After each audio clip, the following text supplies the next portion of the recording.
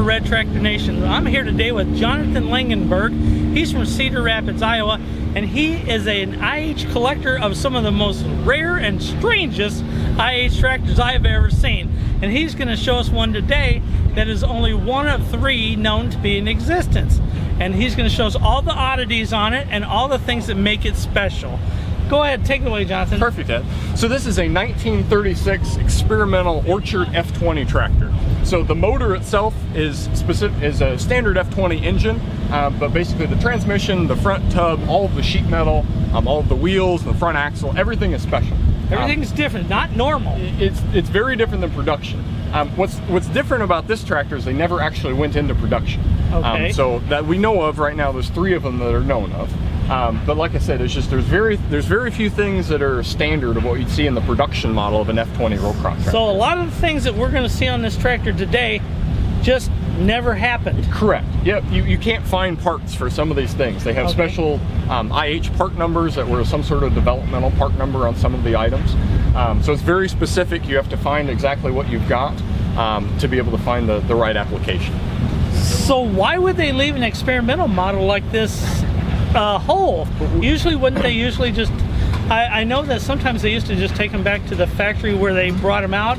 They would disassemble them, look for wear and tear, figure out what they were going to do, and then get rid of them.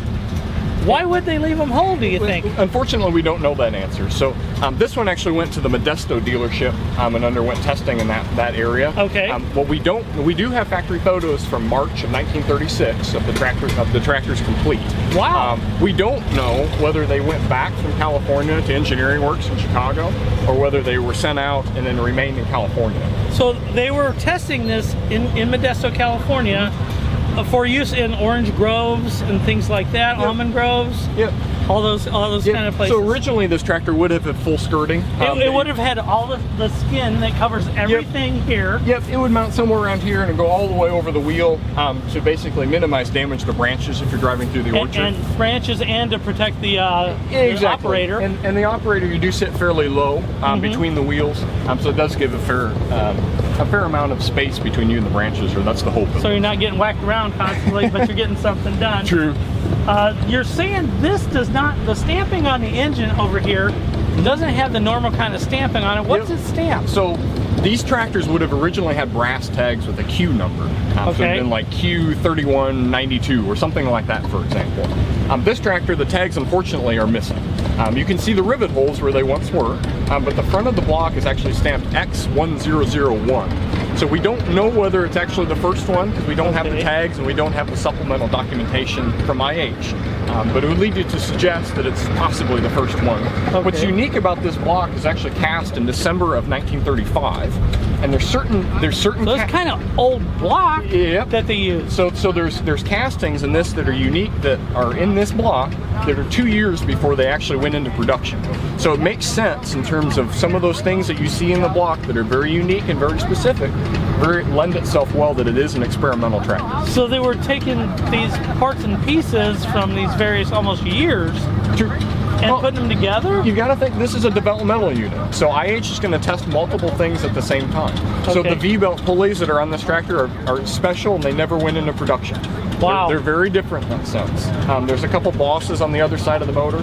One of the big things about the O20s is they really tried to understand how they could control the motor better for temperature if they're going from gas to a kerosene burner.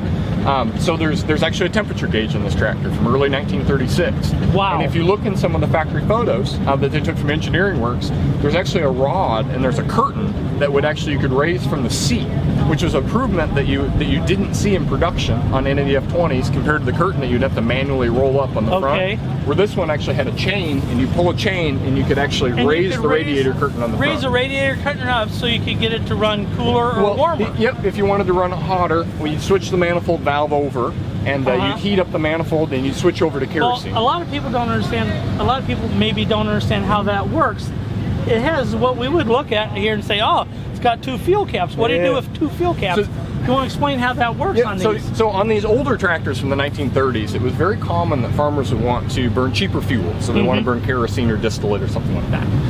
So the main tank is actually your main fuel tank for your kerosene tank, and you have a starting tank in back. So what you would do is you would start on gasoline, you would warm up the engine, and then you would shut your gasoline off and you transition over to kerosene, which is a much cheaper fuel at the time. Because you would start with how did it would fire the gas air mixture with spark plugs? No. So all it was is the manifold valve. That was the only thing that you would change to heat the motor up. Okay. So if you're going to run the motor, like today we're running on gasoline, so it doesn't matter what the position. Well, it doesn't really matter what the position of the valve is. Because normally there's a lever that you. Yep. There should be a lever that would go all the way to the rear of the tractor from the operator's seat. Okay. And from the operator's seat, you'd be able to pull that lever, and what it would do is move this valve. And when you moved it in a certain direction, a valve would go over and block the exhaust for the center 2 ports. Okay. And it would recirculate all those exhaust fumes around the intake chamber. Make it hot. And it would heat it, which better vaporizes the fuel mixture. Gotcha. Well, this number is a little different on this breather. It is. So there's a number of different experimental parts on this tractor that have unique part numbers. So your traditional IH part numbers would have like a D on the back or a TA if it's a replacement or things like that. Where these is traditionally like a 6 to 8 digit number that doesn't have any sense or correlation of what us typical IH guys would look for in terms of a standard part number from this vintage of tractor. Just doesn't go. Yeah, so one of the things that I noticed is when I was looking at the tractor, I tried to find an original patina steering wheel. Okay. And as I was looking at it, I looked at the one on the tractor, and I noticed that the suffix is actually a TB suffix compared to a TA suffix. I'm going to go this way. What? So you said I need another tractor steering wheel. Yeah. So the suffix on the number is TB compared to TA. Really? Which would lend itself to it's a special number for some type of a tractor like this as being experimental in nature.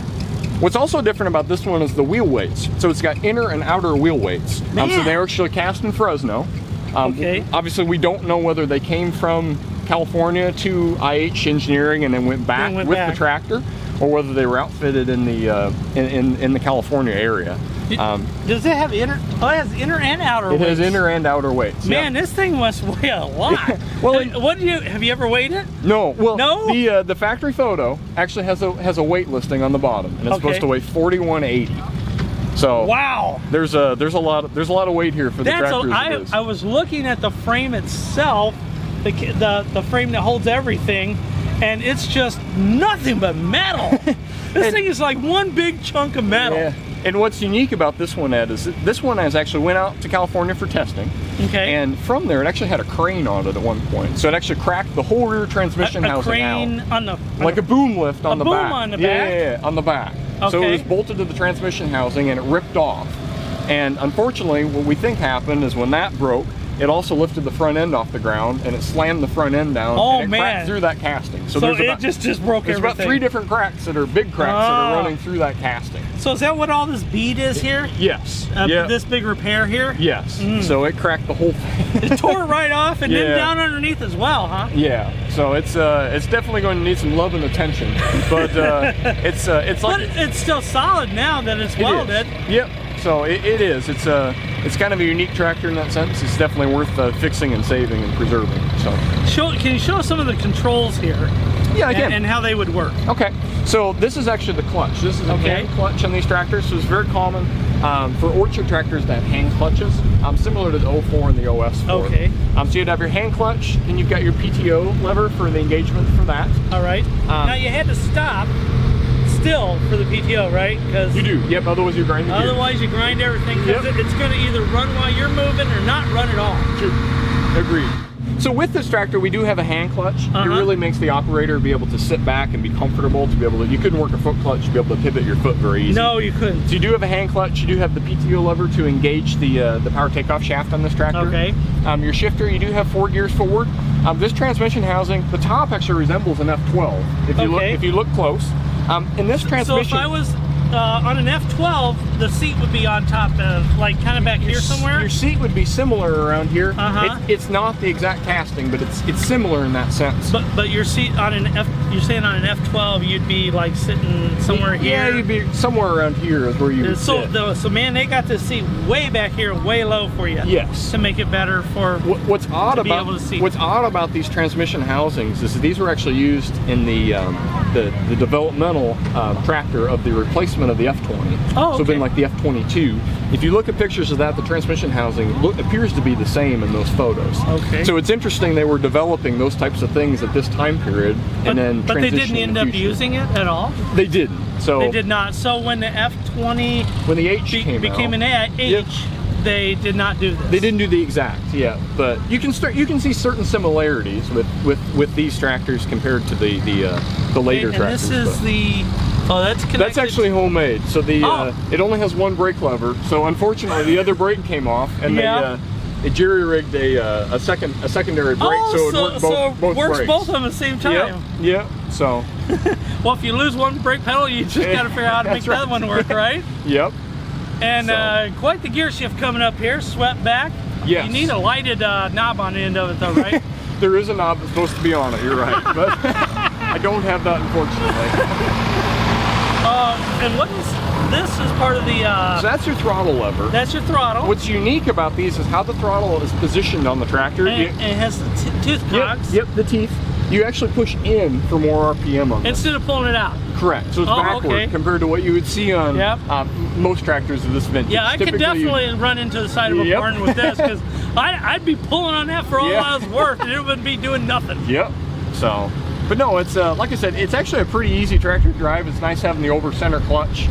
Basically, you get to a certain point and then you pop it out, and then it'll disengage. But it's really smooth and easy to be able to engage into the clutch to be able to come off from the dead stop. So all these like torched out places. And do you think it came like that to make it refit, or did they refit it? So the one under the steering wheel, I believe, has been torched out.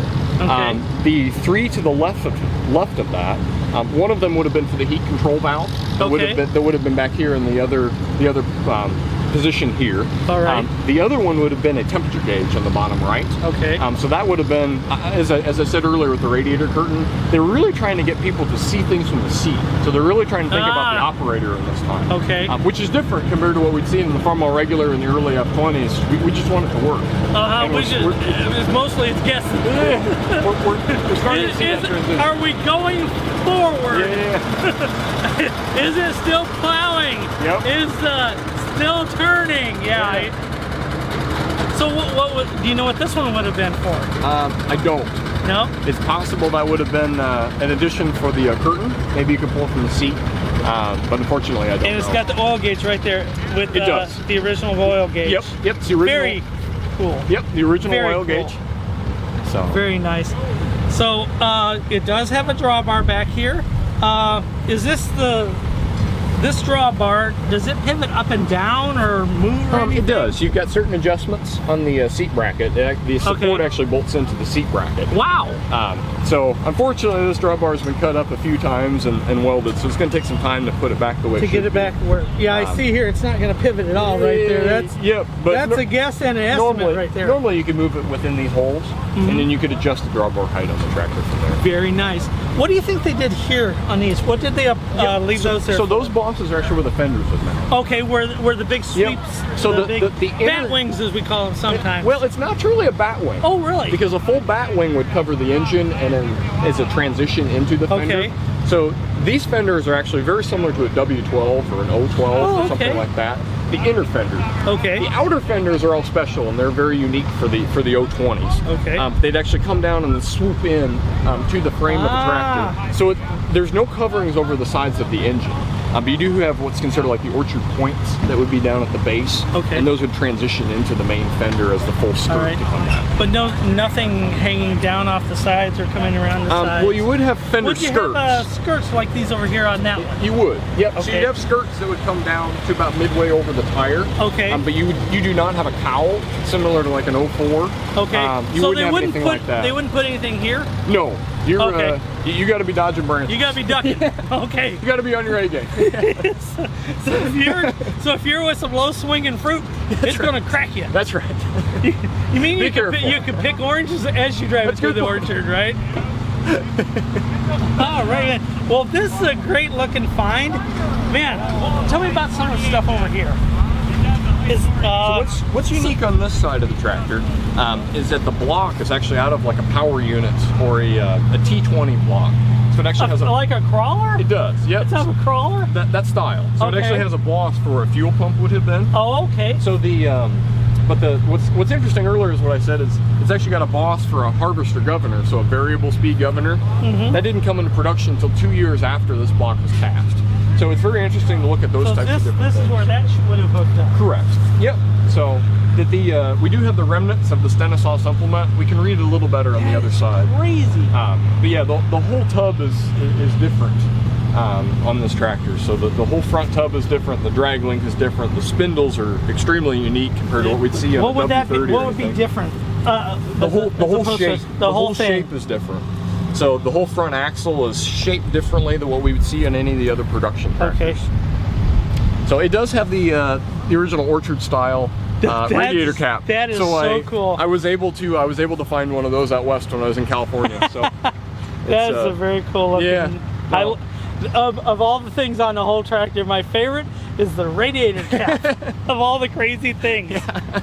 But Johnathan, thank you very much for showing us this really cool, unique tractor, and let us see what you do to it a year or two from now. How about that? Let's see what you've done. Sounds good. Thank you, Ed. This is Ed Holmes for Red Tractor Nation. Be sure to like and subscribe so we can keep bringing more great stories like this to you.